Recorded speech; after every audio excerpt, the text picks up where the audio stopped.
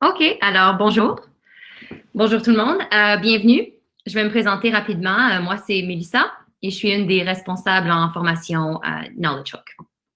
Alors aujourd'hui, nous allons passer à peu près 1 heure à explorer et faire un survol de l'outil Knowledge Hook pour les enseignants. S'il y a des questions, alors là, c'est la première fois que j'utilise ce système-ci.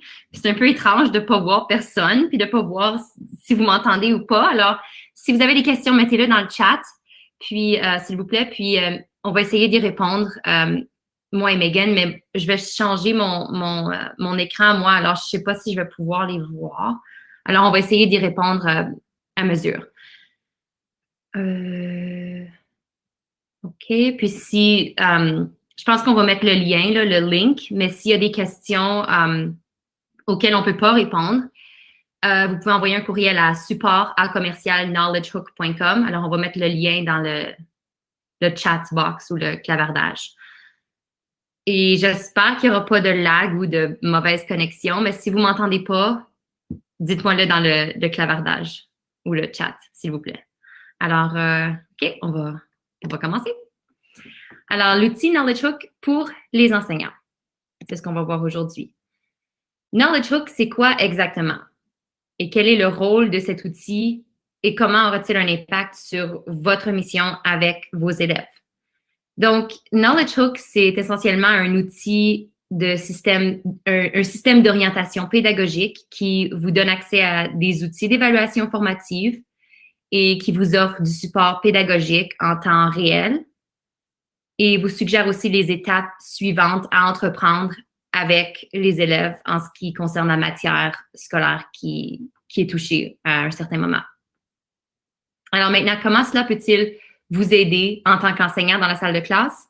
Alors, envisagez le processus habituel pour s'assurer ou évaluer le niveau de compréhension des élèves.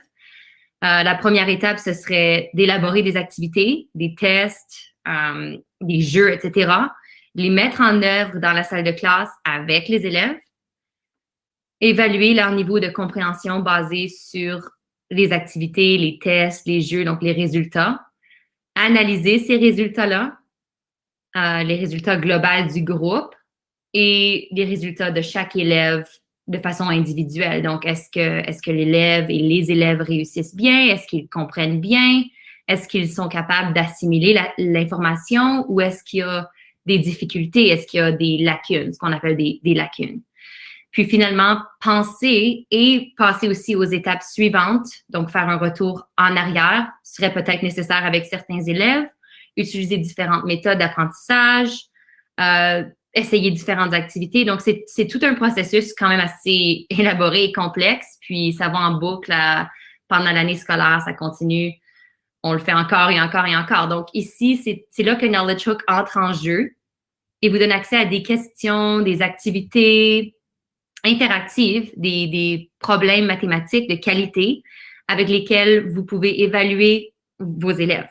Donc, vraiment, c'est Knowledge Hook qui s'occupe de noter ou évaluer ou de trouver s'il y a des difficultés ou des lacunes basées sur les jeux, les activités et les évaluations formatives qu'on offre avec l'outil. Puis le système fait aussi la compilation des résultats instantanément et vous offre un rapport à visionner. Donc, le rapport va vous montrer une gamme de différents résultats. Donc, vous allez voir comment la classe, si la classe a du succès globalement, si un élève a des difficultés, si un élève a plus de difficultés que d'autres. Alors, c'est vraiment détaillé, les rapports avec l'outil. Donc, c'est ça que j'ai dit. J'ai dit outil d'évaluation formative qui est Knowledge Hook et vous offre aussi du soutien pédagogique en temps réel. C'est comme ça.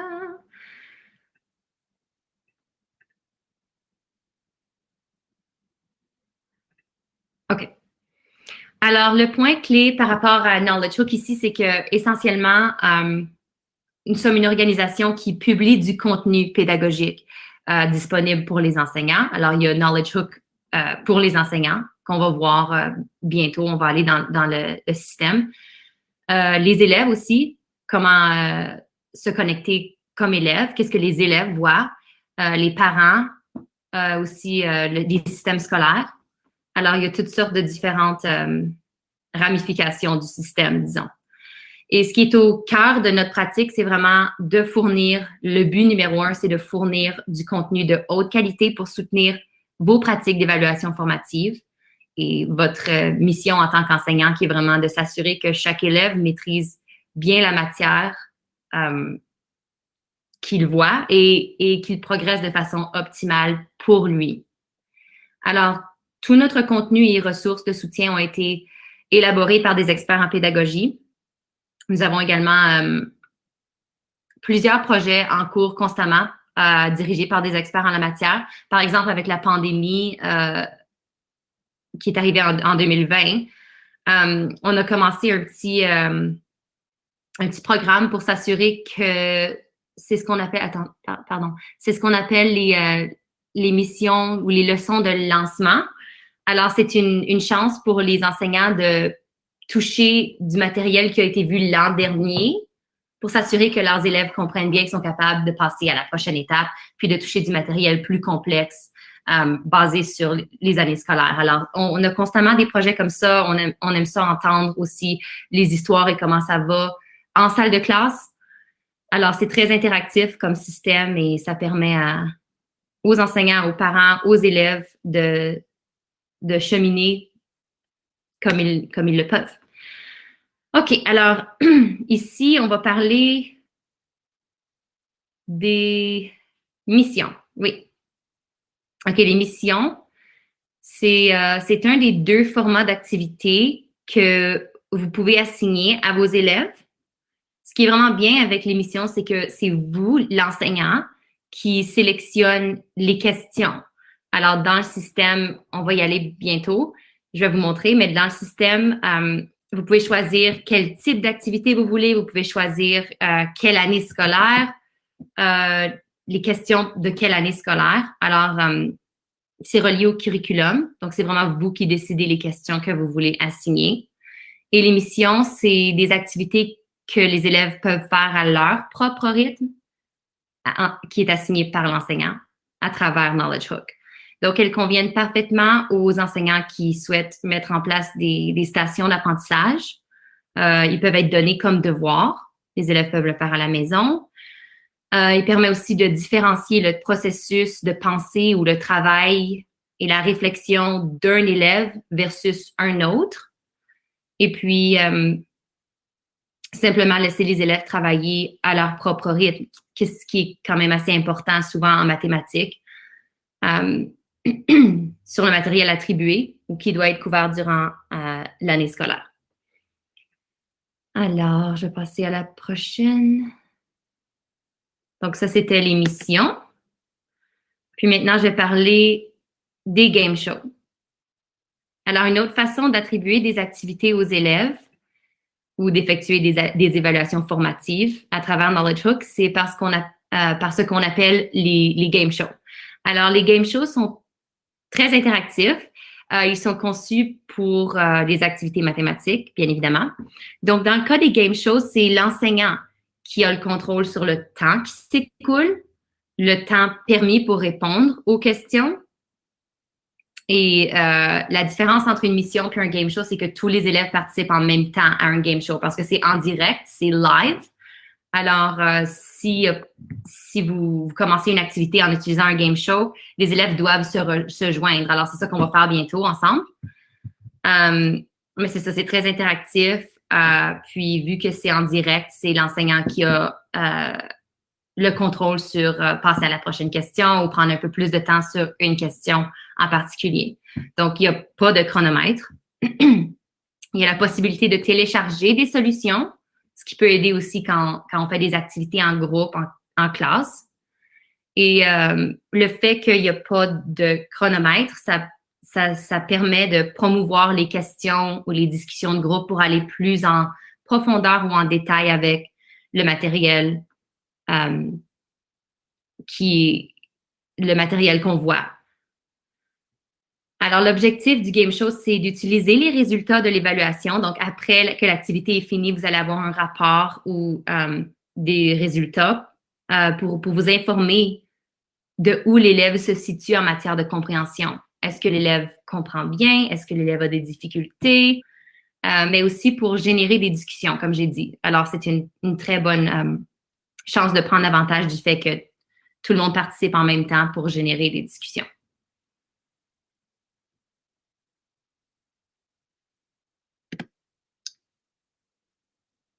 OK, alors maintenant, comme j'ai dit, on va jouer un game show ensemble, juste pour vous montrer de quoi ça a l'air du côté de l'élève.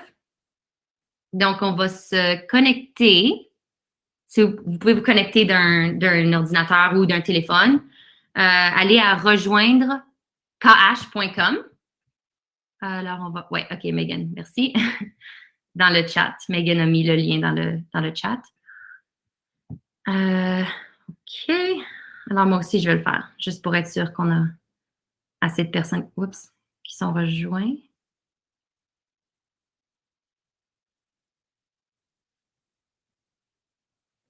OK. Là, il faut que je partage mon écran, par exemple. Je ne sais pas comment.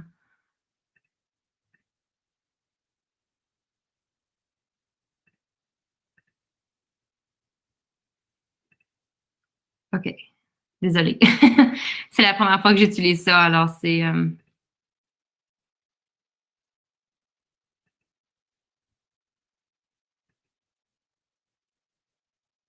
OK. Je pense que ça fonctionne maintenant. Alors, si je vais rejoindre dans le chat.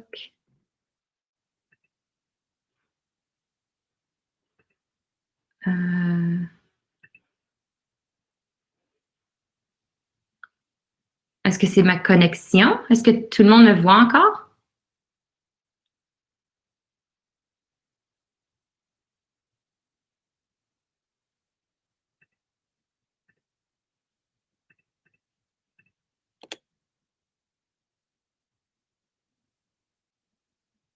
OK. Je pense que ça fonctionne. Ça devait être ma connexion.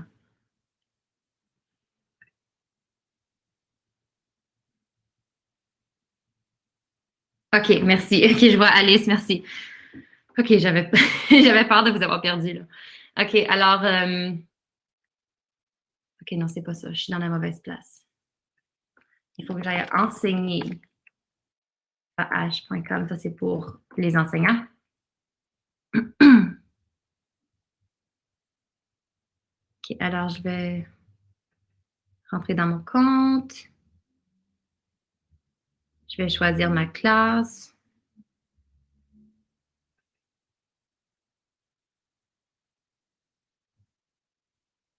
Activité.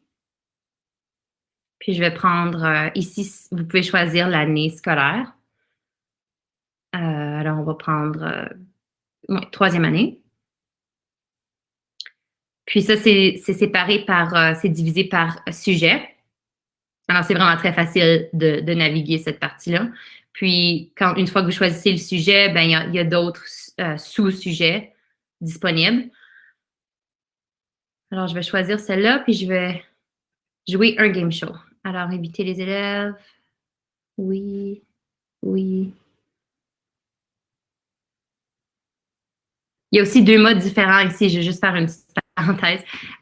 Vous pouvez choisir concurrentiel.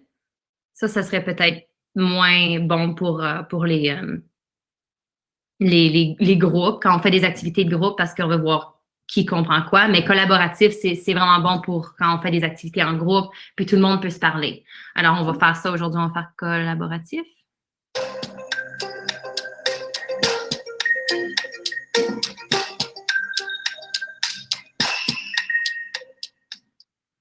OK. Alors, ça le dit ici, vous allez à rejoindre kh.com et vous entrez le code de classe qui est ici.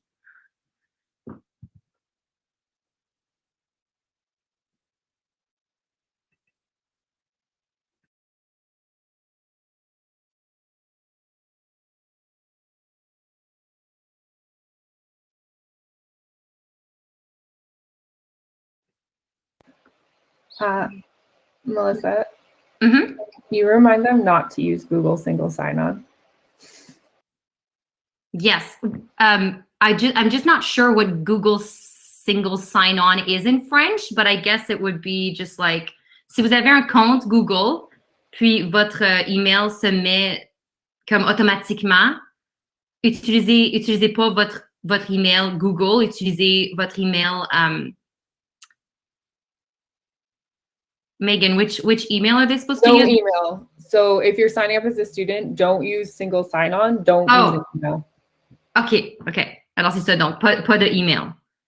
Juste le code de la classe.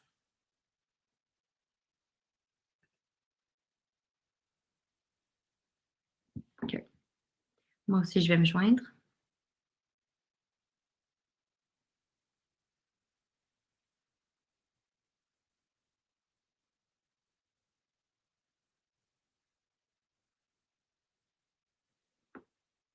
OK.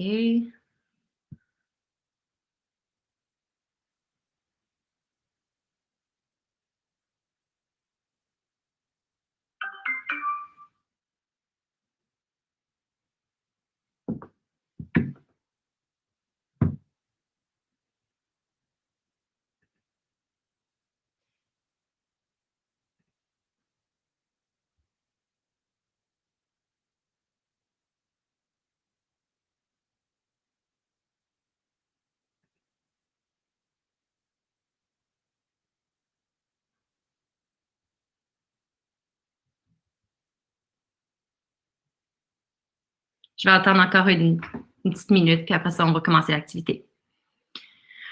Je pense que j'ai partagé tout mon écran ici. Je veux juste voir.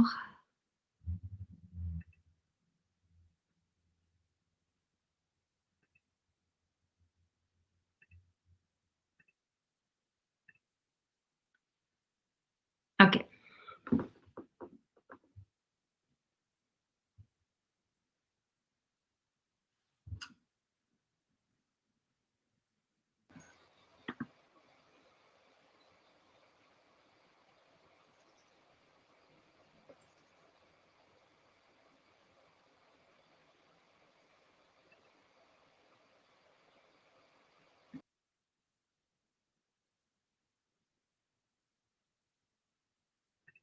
OK.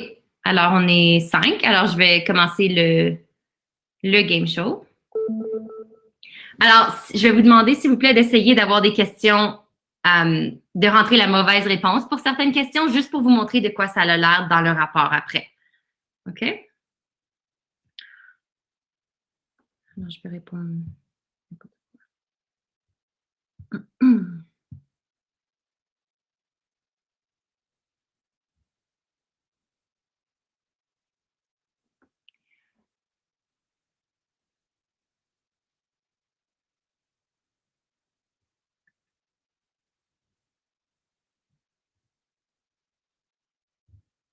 Alors, cette question-ci, c'est une question à choix multiples, mais il y a dans les différentes activités que vous pouvez choisir, il y a des questions à réponse courte, des questions, il n'y a pas juste des choix.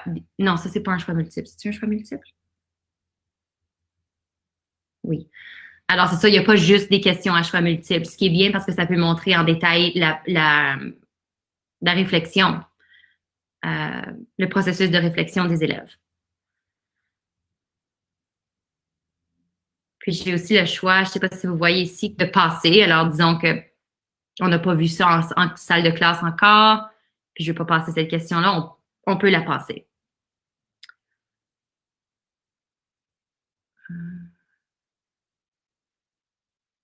Et puis, comme j'ai dit tout à l'heure, c'est l'enseignant qui a le contrôle sur c'est quand la fin de la question. Alors, je vais cliquer fin de la question et voilà, on a le résultat ici. C'est ce que l'enseignant voit et vous voyez probablement, moi, j'ai pas mis la bonne réponse, alors moi, je vois pas tout à fait. Puis là, ça passe à la prochaine question.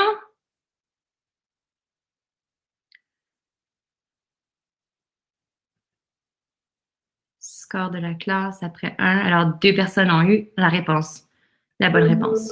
OK, prochaine question.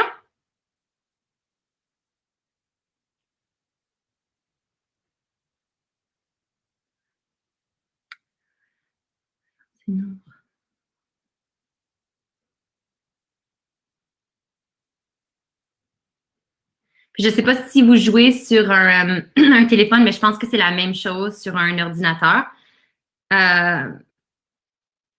Du côté de ce que l'élève voit, quand vous cliquez Soumettre,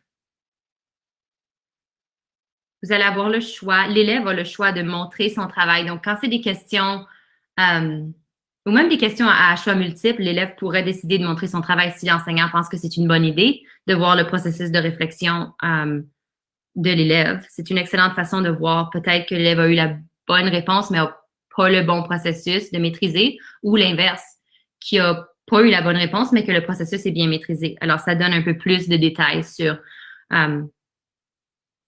ce que l'élève comprend. Oh non, qu'est-ce que j'ai fait?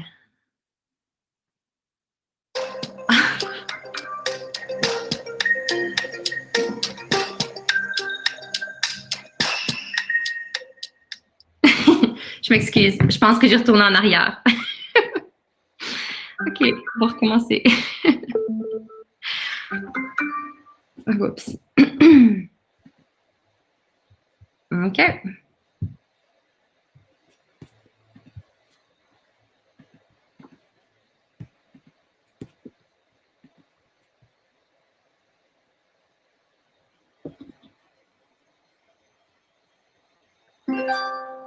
OK, on va faire question suivante.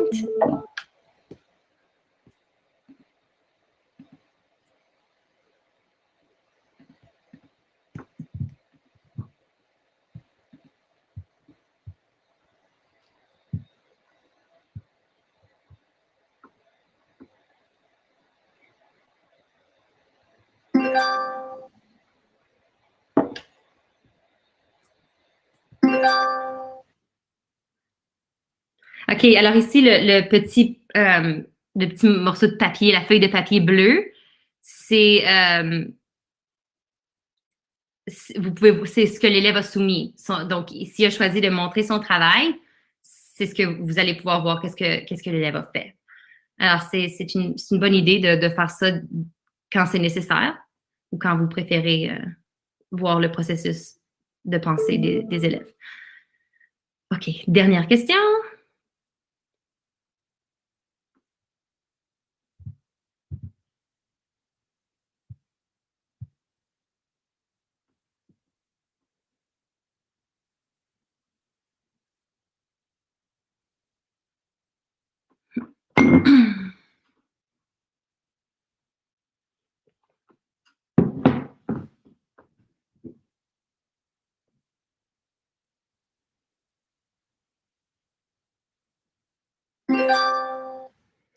OK. Alors, une fois que tout le monde rentre les questions, une fois que tous les élèves ont rentré les questions, la question passe au résultat tout de suite, comme vous avez pu le voir. J'ai pas eu à cliquer prochaine question. OK, alors on a terminé le jeu. Alors, je vais cliquer. OK. Ici, on voit le score de la classe. Plus de 50% de la classe l'ont eu. Puis là, on peut continuer dans les commentaires. OK, alors ça, c'est la partie que je vais vous montrer, la partie du rapport, de qu'est-ce qu'on voit après l'activité. Donc, peu importe si vous aviez assigné un game show ou une mission, vous avez les résultats de tout dans la section rapport, ici en haut. Je ne suis pas certaine si vous avez déjà des comptes, mais si oui, ben, vous avez sûrement déjà vu ça. Alors, on va aller trouver le rapport d'aujourd'hui. Alors, c'était un game show qu'on a joué. Alors, je pense que c'est celui-ci, oui, 29 juillet. Alors ici, si on regarde, on voit déjà rapidement le résultat. Donc, on voit ici que la majorité de la classe est dans le rouge. Donc, on aurait besoin d'entreprendre des étapes suivantes pour s'assurer de la compréhension des élèves. Alors, on va afficher juste pour voir plus en détail.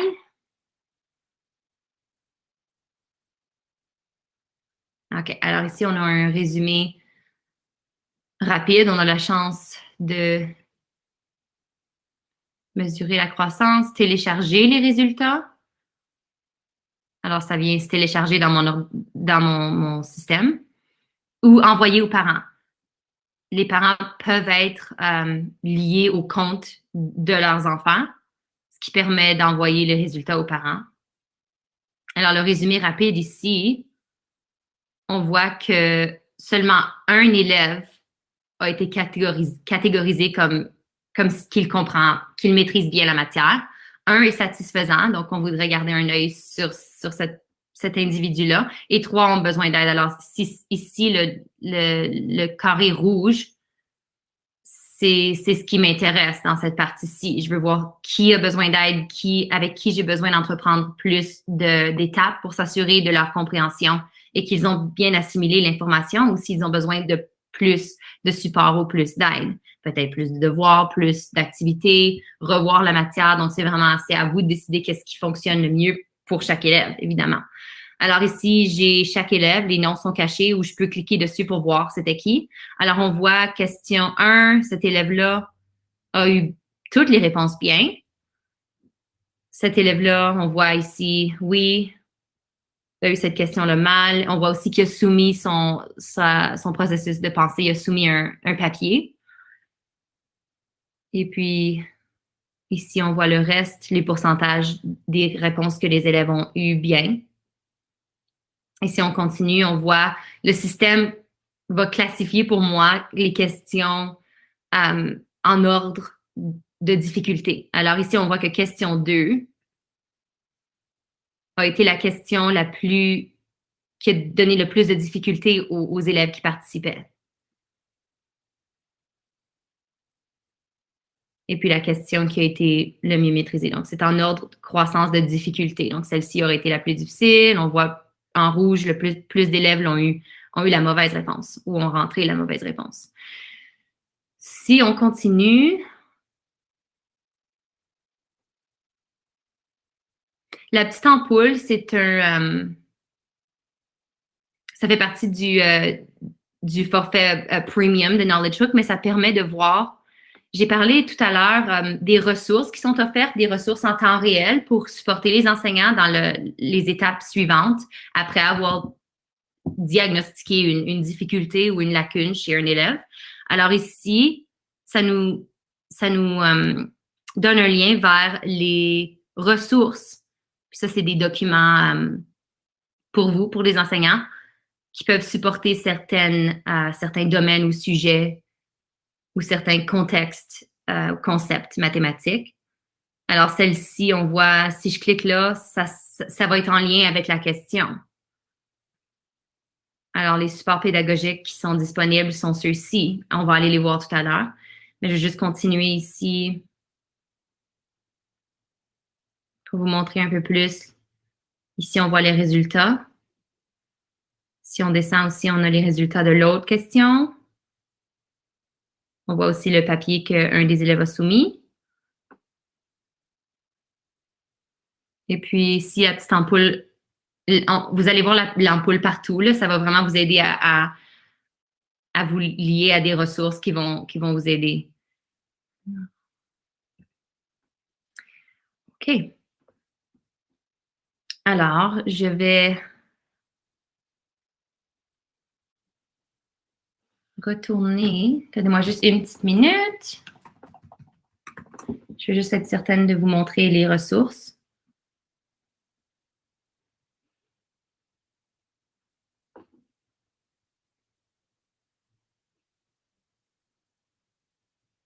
OK, alors on va cliquer là-dessus. OK, les ressources sont ici, comme j'ai dit.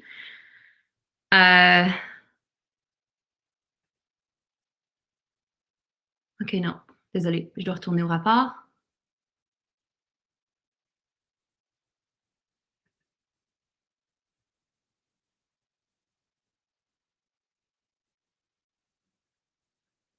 OK, on va aller au domaine d'intervention.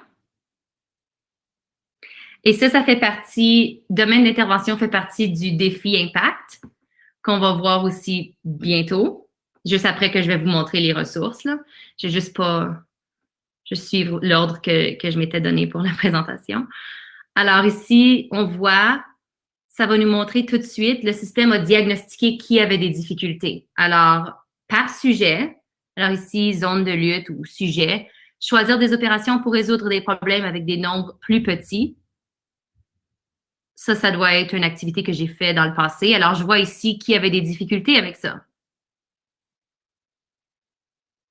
Si je continue ici, j'ai un autre sujet, je vois qui avait des difficultés. Puis ainsi de suite. Alors, c'est séparé par sujet, dépendamment de des missions ou des activités que vous avez attribuées. Quand le système diagnostique qu'un élève a une difficulté avec un certain domaine ou un certain sujet, il va l'indiquer ici. Alors, dans le domaine d'intervention, dans la section rapport, c'est là que vous allez voir quel sujet donne des difficultés à quels élèves. Ici, je peux voir son statut, donc c'est en cours. La petite feuille verte, habituellement, ça montre qu'un élève a surmonté la lacune par lui-même. Alors, c'est peut-être juste contextuel. Peut-être qu'une journée, l'élève a rentré la mauvaise réponse, mais qu'il comprend en effet le sujet et qu'il ne faut pas s'en inquiéter, c'est correct. L'élève comprend qu'en fait, qu'il comprend. Si je clique afficher, je peux voir l'historique des jeux que l'élève dans lesquels il a participé.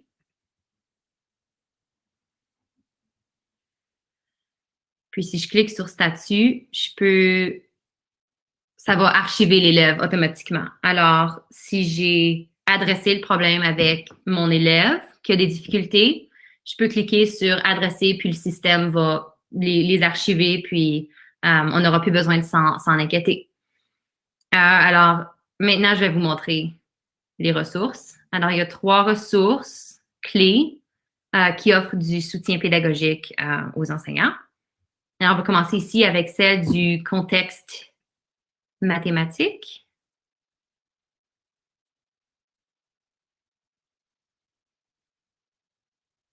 Je vais essayer de l'agrandir. Oui. Alors, celle-ci, c'est contexte mathématique. Donc, ce document-là, il touche aux connaissances de base que les élèves devraient avoir pour s'assurer qu'ils vont bien comprendre la nouvelle matière. Une des premières choses qui est indiquée, c'est pourquoi certains élèves ont du mal à choisir les opérations pour résoudre les problèmes. Alors, ça vous montre un peu... oups.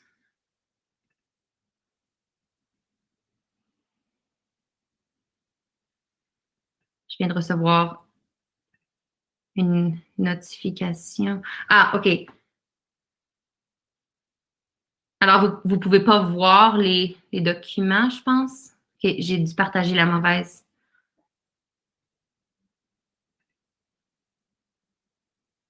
C'est toujours un défi d'utiliser un nouveau système. Désolée. OK, voici le document. Je pense que vous devriez le voir maintenant parce que ça m'indique que le document est partagé. Alors oui, contexte mathématique. Ça vous prépare avant même de pouvoir commencer. Comme j'ai dit, c'est un document qui vous montre les concepts qui devraient être maîtrisés par les élèves avant de commencer à toucher la nouvelle matière. Ça vous prépare dans votre enseignement, pardon. C'est un outil qui vous aide à potentiellement savoir à quoi vous attendre, quelles difficultés est-ce que les élèves pourraient avoir par rapport à un certain sujet ou un certain concept mathématique. Donc ici, on voit ici, choisir les opérations. C'était préalable. Alors, je vous encourage vraiment à aller voir les ressources comme ça. Ils sont basés par activité ou par sujet aussi et par année scolaire. Et à la fin, il y a un glossaire des termes mathématiques. Ça aide beaucoup parce que souvent, la terminologie en mathématiques, c'est utilisé ou employé exclusivement en mathématiques.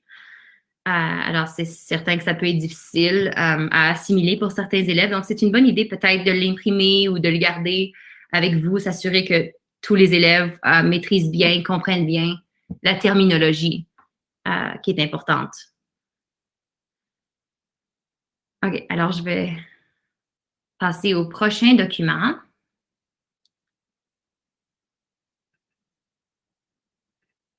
Juste partager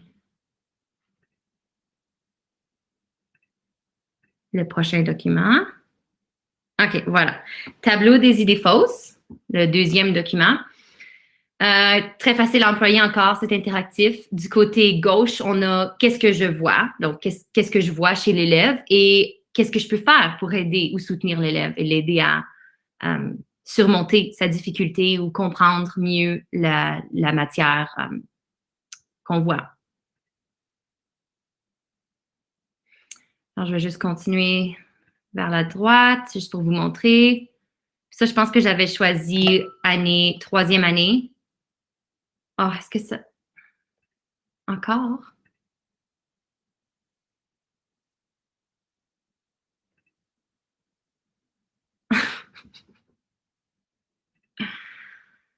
Ah. OK, merci, Megan.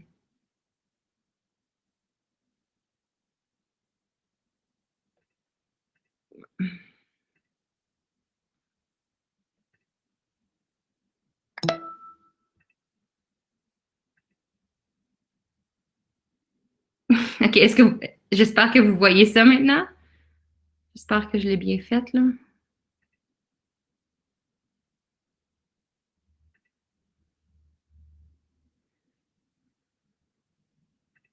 Ouais, c'est une bonne idée.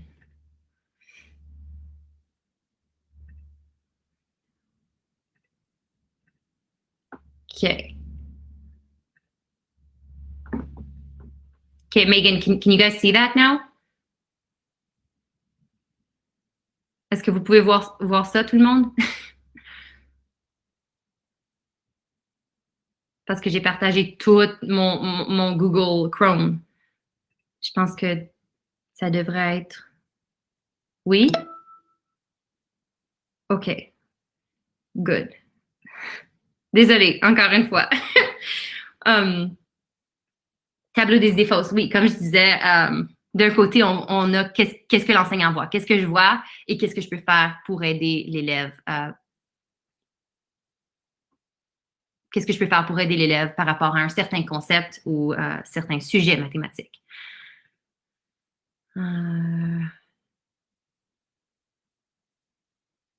OK.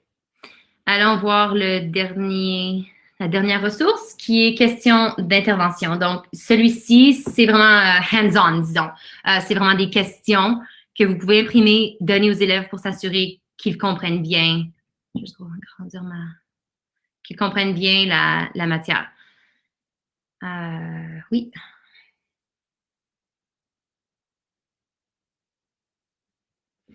Donc, en offrant ça comme possibilité aux élèves, on permet aux élèves de minimiser les écarts, les lacunes. Ça va encore plus en profondeur pour s'assurer que l'élève comprend bien la matière. Puis ici, on a un petit tableau qui nous montre. Alors, comme j'ai dit, je vous encourage à les imprimer ou à les regarder ou explorer les ressources par vous-même. Ça aide beaucoup. OK.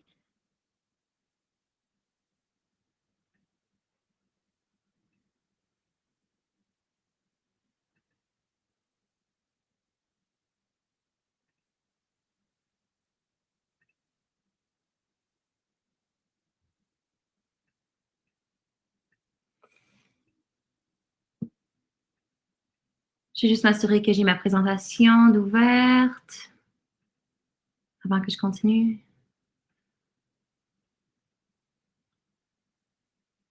OK. Alors, je pense que je l'ai.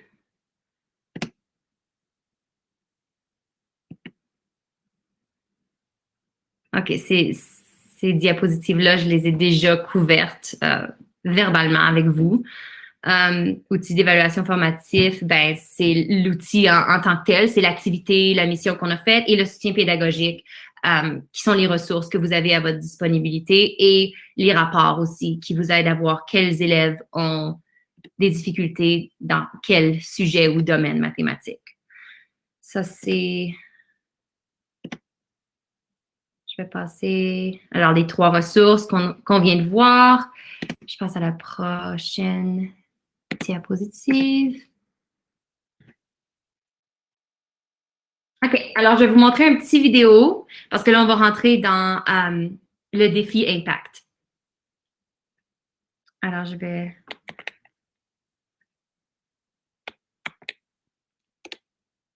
rentrer ça.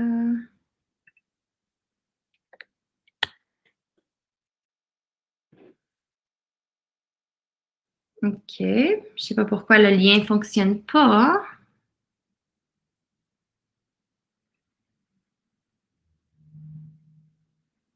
Megan, est-ce qu'on a un autre lien pour la vidéo du défi Impact?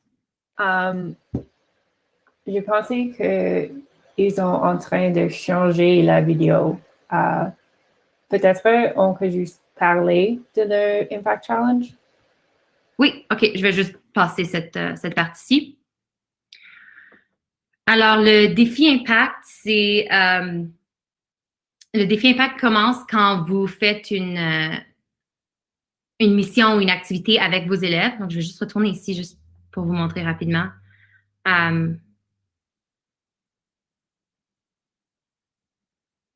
Donc, si vous choisissez, aussitôt que vous faites une activité avec vos élèves, le système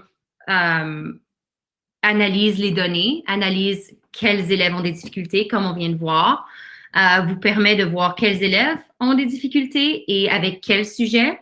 Et puis après ça, ce que vous pouvez faire après, c'est, une fois que vous savez qui a des difficultés, vous utilisez les ressources qui sont à votre disponibilité pour vous assurer de supporter l'élève dans son apprentissage. Donc, vraiment, en gros, c'est ça le défi Impact. Donc, ici, on voit accéder aux ressources de soutien enseignant. C'est les ressources que je vous ai montrées. Travailler hands-on avec les élèves pour s'assurer qu'ils surmontent leurs lacunes ou leurs difficultés et mesurer la croissance de l'impact que le défi a eu. Je suis pas sûre qu'est-ce qui va...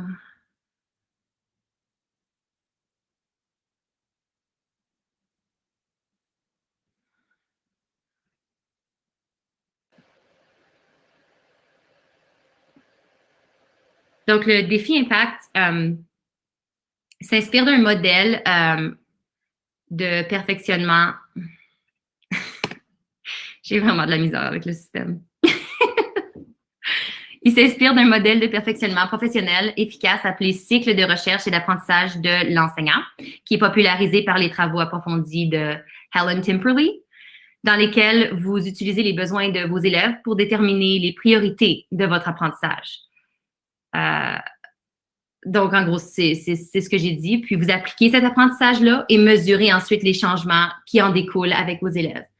En appliquant le modèle qu'on voit ici de Helen Timperley, ce qu'on doit faire, c'est sélectionner un domaine d'intérêt. Donc, disons que Noémie a des difficultés avec les nombres entiers. Le système va me dire dans les rapports que Noémie a des difficultés avec ce sujet-là. Ensuite, utiliser les ressources de soutien aux enseignants pour ce domaine spécifique, ce domaine ou sujet d'intérêt mathématique spécifique. Ensuite, travailler avec les étudiants, puis lancer un rapport de croissance. OK.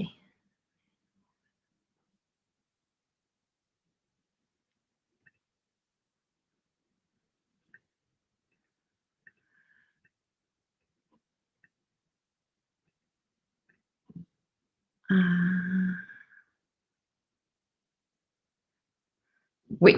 Alors, en utilisant le défi Impact, le système scolaire aussi, ou la direction de l'école ou le système scolaire, a aussi la preuve concrète que l'enseignant met sa recherche en pratique, que l'enseignant est à l'affût qu'un certain élève a des difficultés et qu'il utilise les ressources à sa disposition pour supporter l'élève. Donc, le défi Impact, c'est pas juste élèves, enseignants. L'école a aussi accès à ça pour voir. Puis, vous avez aussi accès en anglais, vu qu'on vient juste de lancer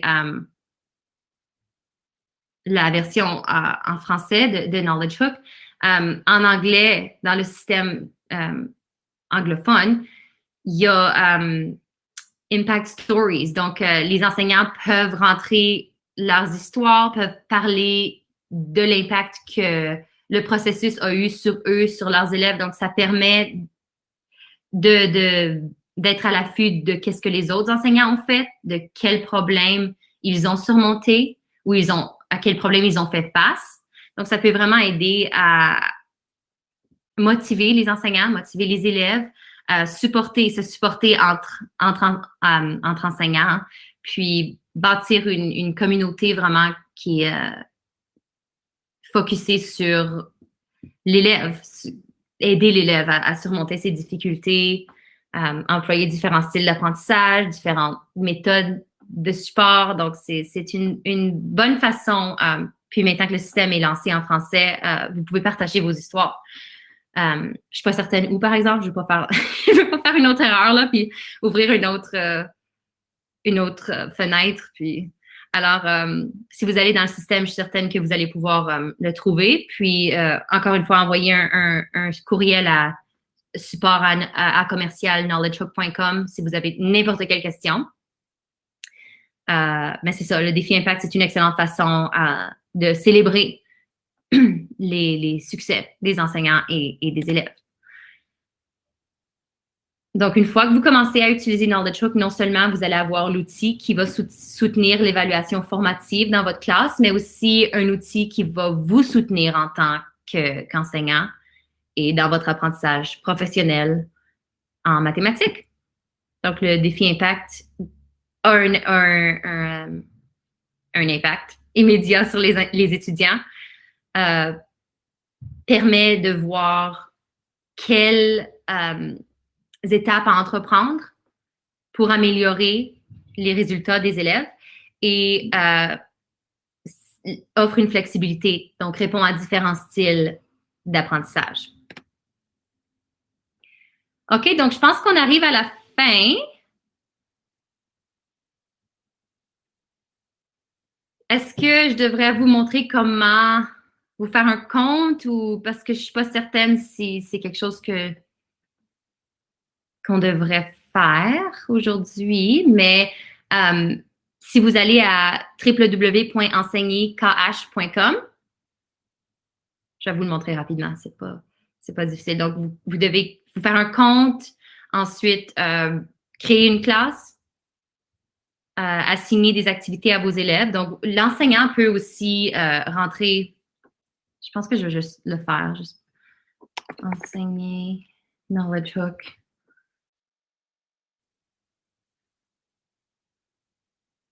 OK, ben, je suis connectée automatiquement, mais si je me déconnecte, j'ai pas d'autres courriels, moi. Alors, je peux pas m'inscrire une deuxième fois, mais si vous vous inscrivez, vous pouvez vous inscrire soit en tant qu'enseignant, en tant qu'élève. Donc, l'élève peut se faire un compte, puis être rentré dans la classe, être invité par l'enseignant pour rentrer dans une classe que l'enseignant aura fait.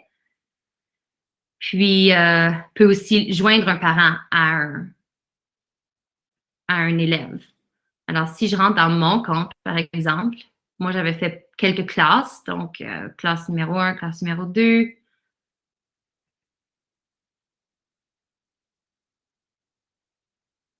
Ici, j'ai mes élèves. Ils sont aussi séparés par année. Donc, quand on rentre un élève, l'enseignant peut rentrer un élève ou l'élève peut se rentrer lui-même. Mais on a plusieurs vidéos qui sont vraiment en détail par rapport à ça, qui vont vous montrer comment vous faire un compte, comment inviter vos élèves, comment inviter les parents, puis ainsi de suite. Alors oui, je pense que c'est tout pour moi aujourd'hui. Donc, merci beaucoup pour votre temps. Désolée des erreurs que j'ai faites, que j'ai commises avec le système. Là, c'est la première fois que j'utilise Feedloop. Alors, c'est vraiment, des fois, c'est un défi. Et si vous avez des questions, Encore une fois, c'est dans le chat. Megan l'a mis dans le chat. Vous pouvez envoyer vos questions à support@commercialknowledgebook.com. Puis on va y répondre aussitôt qu'on le peut. Il y a des vidéos pour vous aider aussi, mais on est toujours là pour répondre aux questions. Puis j'espère que je vous ai quand même aidé à comprendre un peu mieux le système et comment l'utiliser avec vos élèves. Alors, merci. Puis bonne chance avec le système. Je vous encourage à aller l'explorer. Puis oui, c'est ça. Alors, est-ce qu'on...